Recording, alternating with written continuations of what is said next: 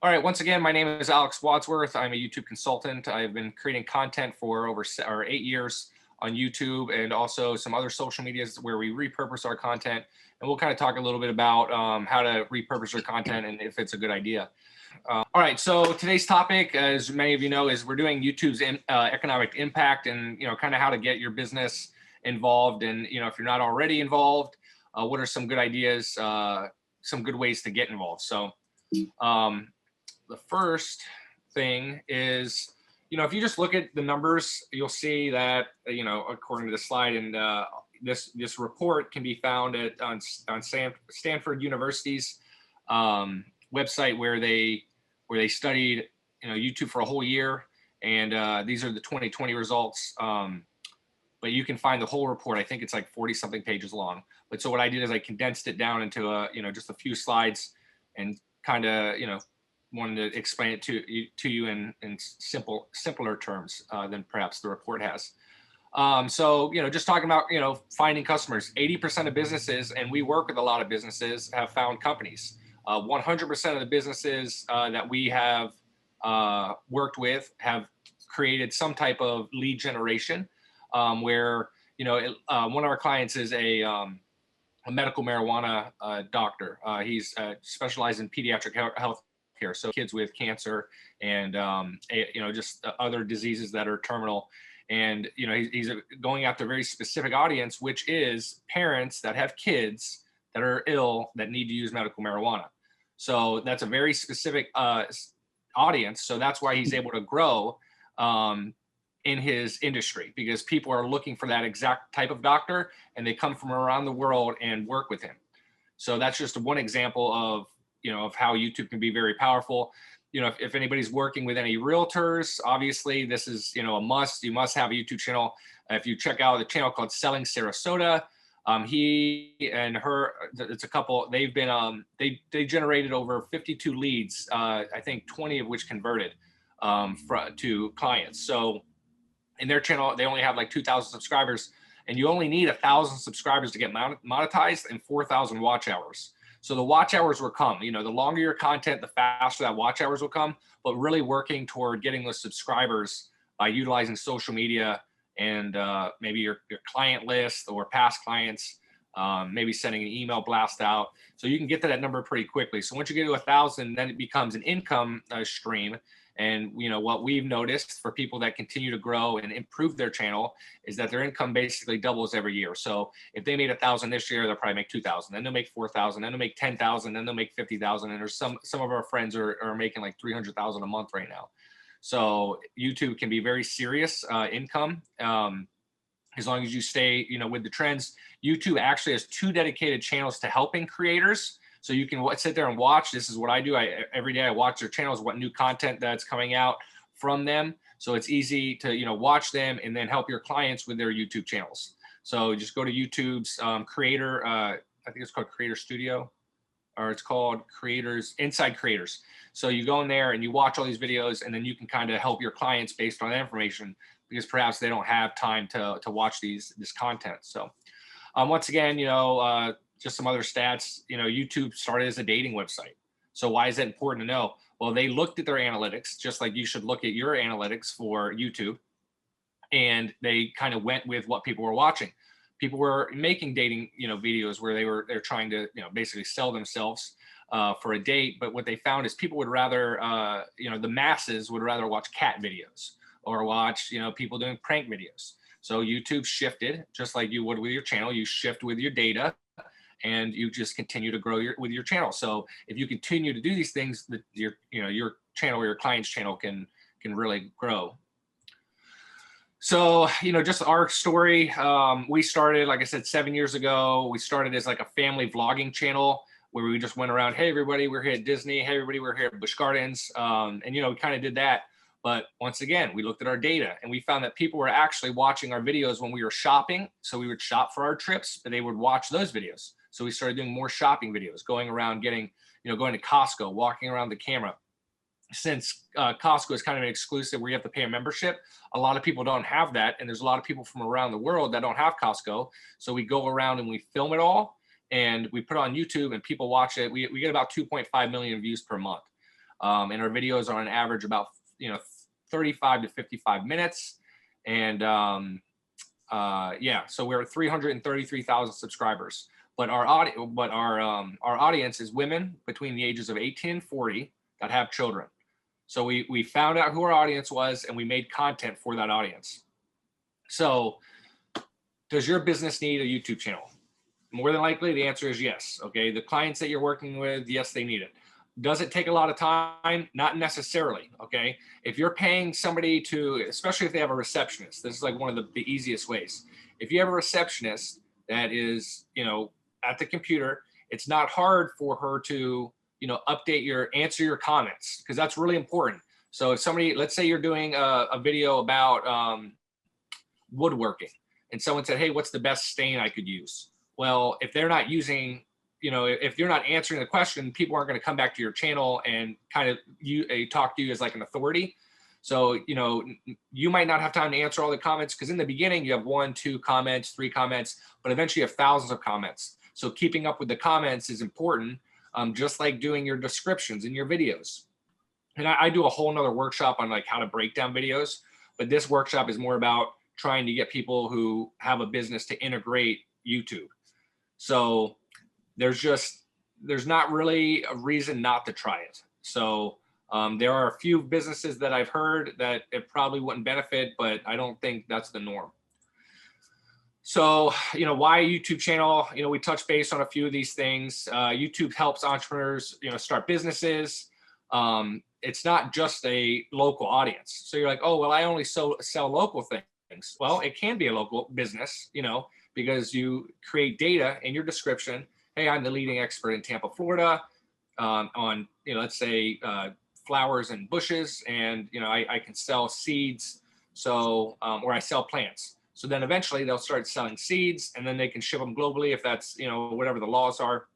So it's really important to understand that it could be local, because YouTube's analytics will make it local based on what people search. So if they're typing in, if they're even Googling how to find a tree, a flower expert in Tampa, the content on YouTube will be pushed to them to YouTubers that are in Tampa. So that's how it can be generating. So one thing that I like to share when we're talking about this is YouTube has so much recognition with the words that you speak. So when you start talking to a YouTube video, they're transcribing all of that. So every single thing you say gets saved, right? And then they're also watching your facial expressions. Are you smiling? So if you're smiling, your videos are going to get pushed to people who smile a lot. If you're more aggressive and you're more like A-type personality, it'll push to people who consume that type of personality. So, and then the next big thing is becoming like an authority in your, in your field. So that's that for some people, that's, speaking gigs, books, all that can lead to after you become an authority, especially if, somebody calls you up, to a stage, this individual or business has, 200,000 subscribers, bringing in, 50 grand a month. They want to talk to you about how to start a YouTube channel too. So, or, they can share their story and maybe get other businesses that are like them to grow like they have. So, okay. So what's the income, right? How do you make money from YouTube, right? So the first main way is ad revenue. Okay. That means when a video plays, when you click on a video, there's a commercial almost always, if the channel is monetized. There's a little commercial that pops up. Then as you're watching the video, there might be like a lower third that pops up on the bottom. It's kind of clear, it's a little transparent. Then another video might play. So we have ads on our videos because they're 50 minutes long. We play them every 8 minutes. So that's what our audience is used to. So we continue to make that. You don't want to. Yes, YouTube is going to try to get you to do it every 3 minutes, but this is all because YouTube is always experimenting with stuff, and you don't necessarily want to be the lab rat. So go with what your content is, and once they have their data on, basically using all these channels as experiments, then you can start, looking at their data, which they'll release in these reports and other things like that. So YouTube really wants to help you as a creator. They're there to help you grow. They create all kinds of content. They send you emails. They send you a YouTube a consultant. So once you hit 100,000 subscribers, someone that works at YouTube will contact you and you'll talk on a monthly basis to kind of grow your channel. So collaborating with other businesses, obviously that could be a great, thing to do. Selling Sarasota has met other realtors through the channel and has gotten referrals through YouTube. And once again, he only has 2,000 subscribers. He doesn't have millions of views. He has thousands of views, maybe 10,000, maybe 1,000 on some of his videos, but he's still generating leads. So even if, if you have let's say you have an AC company and you talk about AC and you get, you make one video and it's got, 100 views, but one person, orders through you. Well, that it made up that time. So your channel doesn't necessarily have to be millions and millions to make money off of it. Subscriptions, obviously, that's kind of a newer thing. People basically pay $5 a month, $10 a month.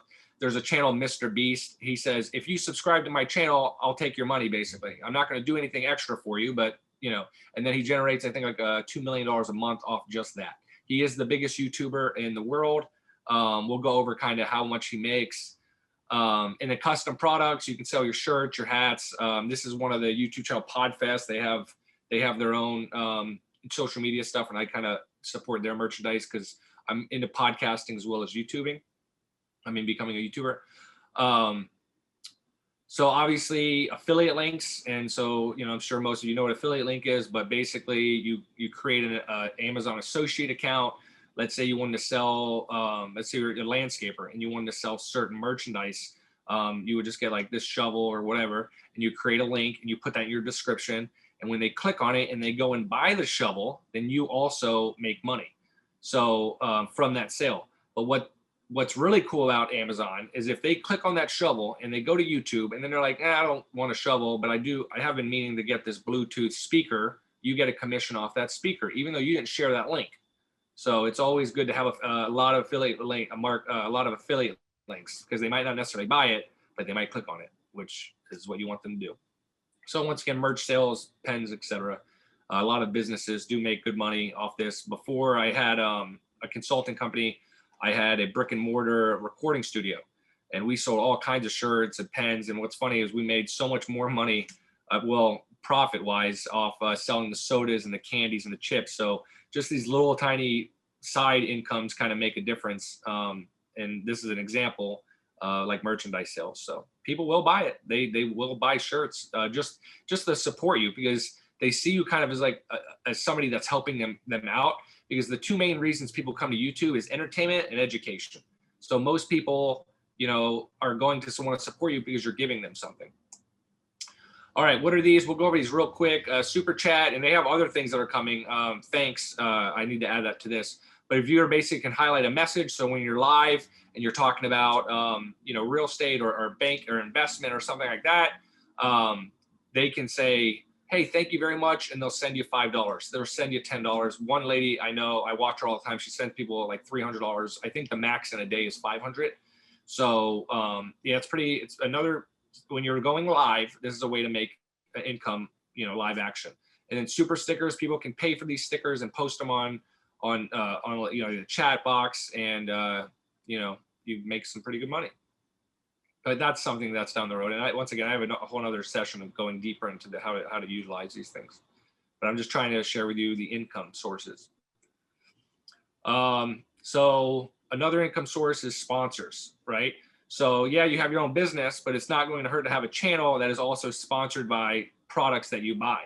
So we buy balloons, for example, and we have, parties where we throw balloons and all that. So Zura, the balloon company, has sponsored us, and this is a product we use anyway. So now we have videos that say, hey, this video is sponsored by the balloon, Zura, the balloon company.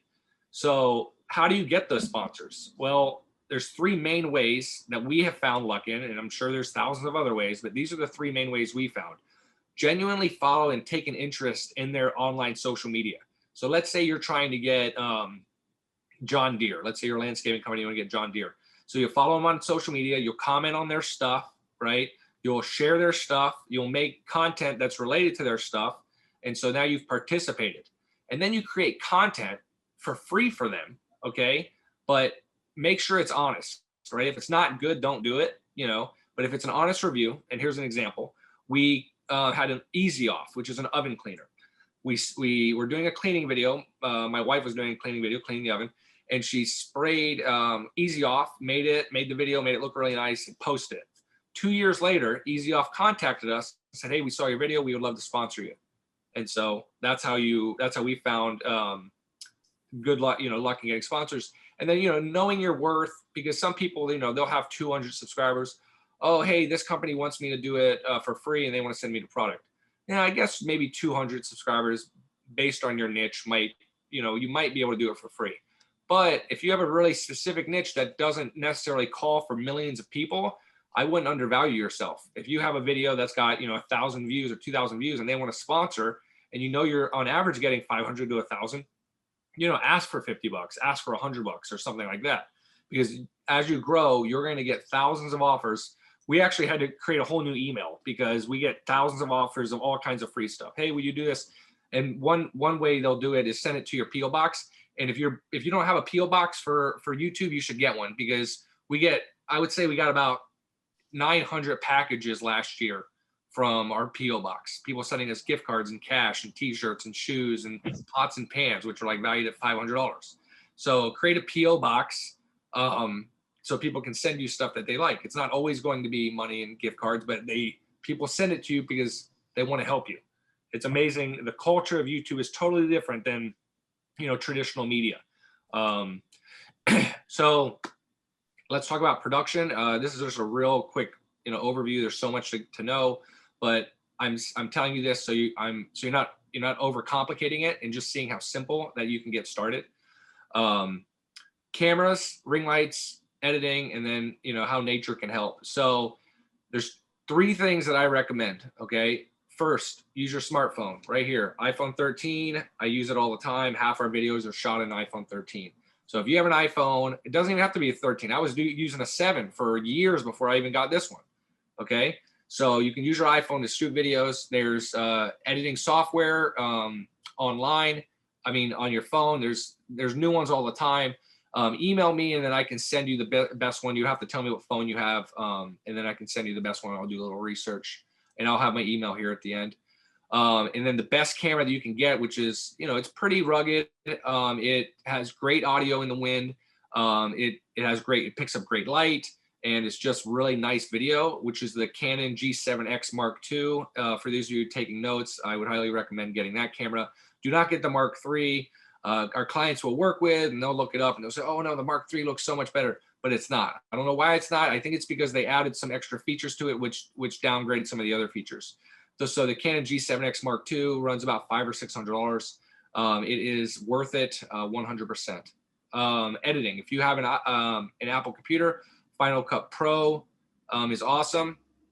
InShot is another one you can do on your phone. And then, hire interns. So if you're a big company and you want to, grow your YouTube channel, well, contact USF, St. Pete College, HCC, and say, I would like to start an internship with someone who's in the communication world. Can you send me some interns? And so the way the intern would get value is you send them, to, somebody that, someone like me, for example, that could teach them how to use YouTube. It doesn't necessarily have to be through me, but you can send them to online courses if you want, which might be better for their time and a little more affordable. But you can pay for these courses, and they range from like $10 to like $500. But you can, create this for them. And there's also a website. I mean, you can hire there's kind of 2 ways to kind of think about this. If you're hiring for online help, they can be remote. They can be anywhere in the country. So you don't necessarily have to go to USF. You can go to any college that does this. And then there's also, I forgot the name of the website, but it's a Philippines website. If you just Google, getting digital marketing help with the Philippines, I think these people, they work like 40 hours a week on your YouTube channel, and it's like $500 a month. To them, that's a lot more money than it is to us. So I have a lot of YouTube channels that kind of hire the Philippines companies to kind of team them up. And it's a really simple process. So you can Google something like that. And then ring lights. You don't have to have the big giant white boxes. YouTube doesn't call for perfection. I mean, there are some channels that have absolutely pristine video and audio, but that's not necessarily, what you need. So a basic ring light, small one that you can carry with you if you need it. And if you're, using the sunlight, you don't need a ring light, sit in front of a window, etc. You can do interviews in front of a window.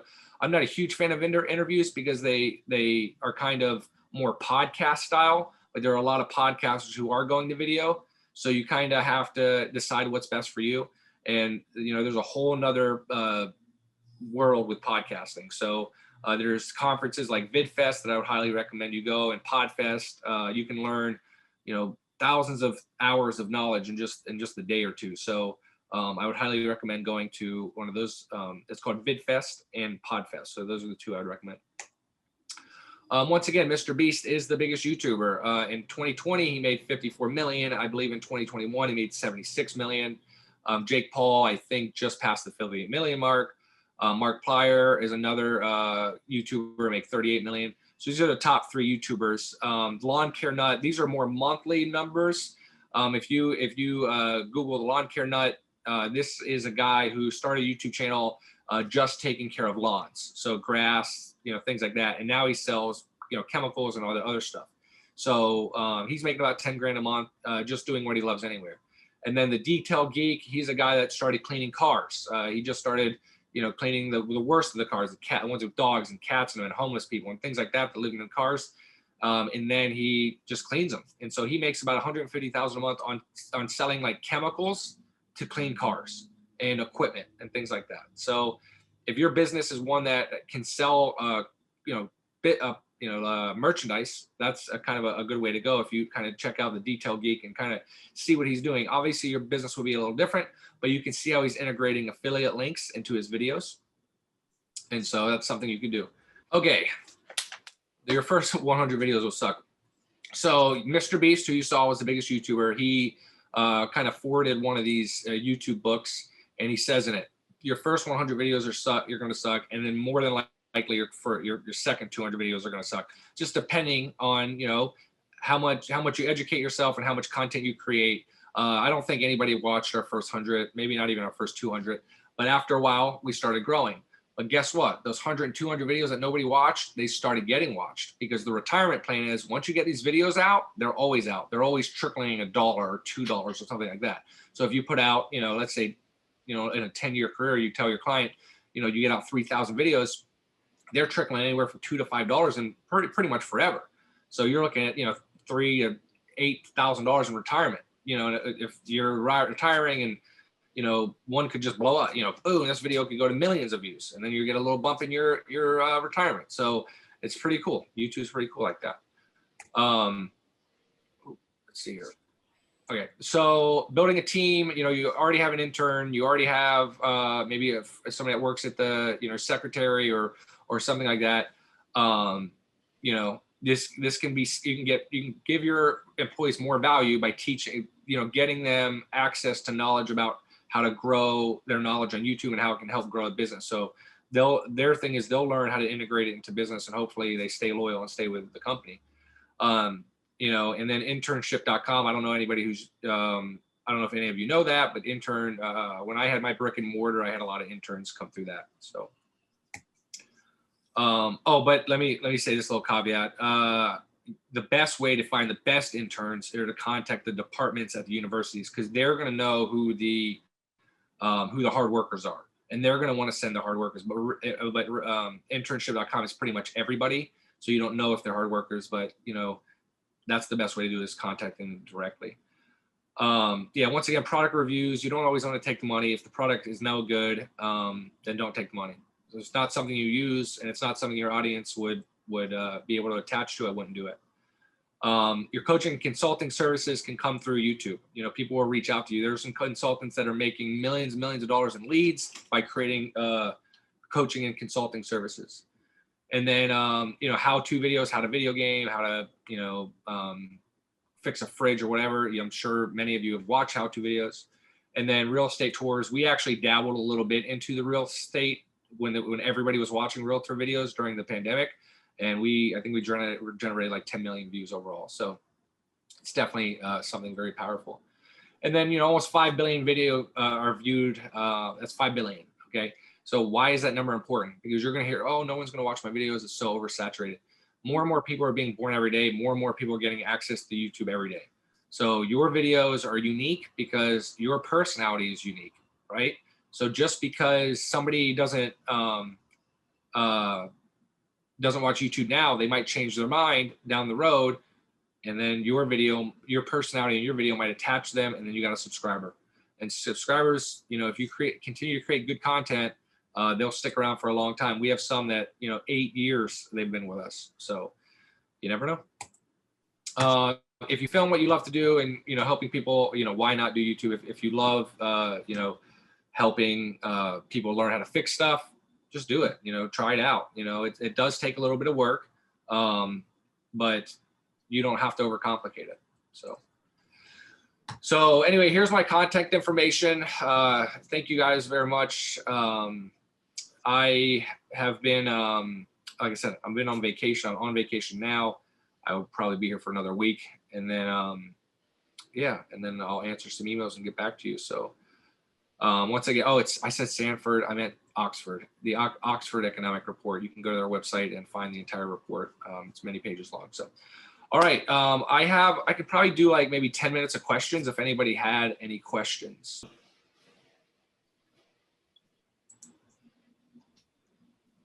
How long to make a video? Okay, so it's going to really depend on your niche. Okay, if a lot of people in your area are making your niche are making, you know, 10-minute videos, you should probably make something around that.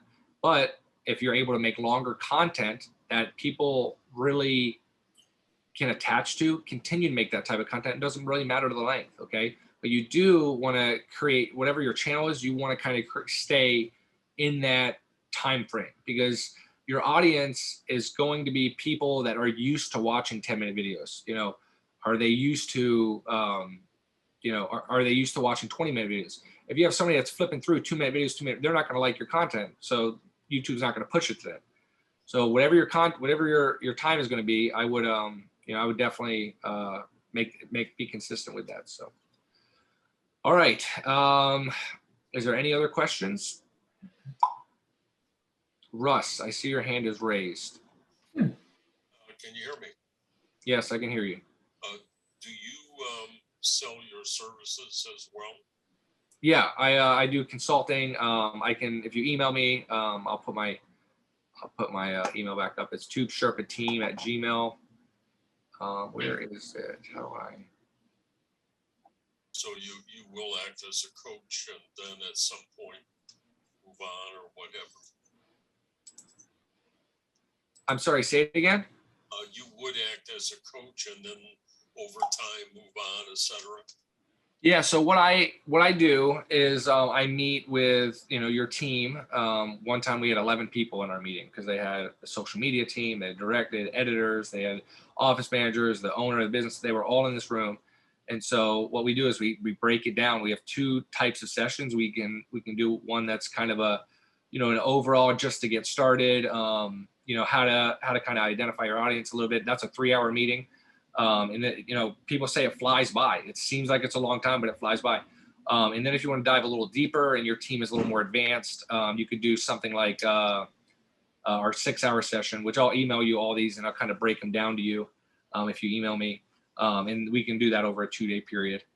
We don't have to do it back to back. We can do Monday and then next Monday or something. So those are the 2 ways we do it. And then, you know, we can answer some emails, you know, if you have some help, etc. But we don't really do like day-to-day managing. We don't really do anything like that. But we do like a where are you?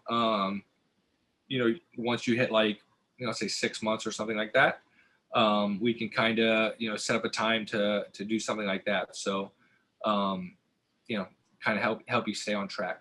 Do you have to worry about background music and videos? Yes, you do have to worry about background music. Okay, don't use it. There are many websites. You can Google royalty-free music for YouTube, and there's a ton of websites. YouTube also has their own music that you can use. Just type in YouTube royalty-free music on Google. YouTube royalty-free music, and there's a website. YouTube has his entire thing that's royalty-free music that your videos won't get flagged on.